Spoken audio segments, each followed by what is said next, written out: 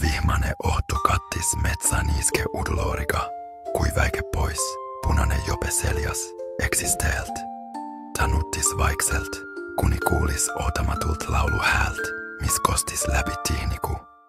Heli oli kummalliselt raustav, naku ema laul, kuidiselles peitus midagi kylmaa ja vuorast, mis pani nahkana nahalle tomblema.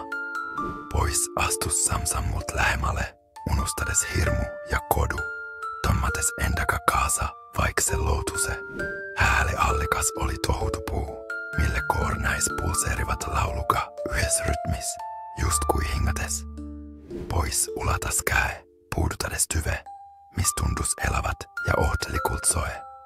Hetkeka väänlesit juuret lahti, haaratesta pahkluude ympär naku rautset käet. Takarjus, kuid mets nelastema hääle, jättes ohku vaid vaikuse ja niiske mulda. Juuret tompasit teda aiklaselt maa alla, mult täitistä suu. Silmät jäid viimaiseksi pilkuks laulva puupuule. Kui pois kadus, jäi puu vaikseks, just kui raulolevana. Hetk hiljem kuulas sama laul, kuid nyt oli hääles veel yks tuon. Lapse meille heitlik sosin, missä kunes puu kolaga. Metsas, kus keegi enam ei julgenut laulda.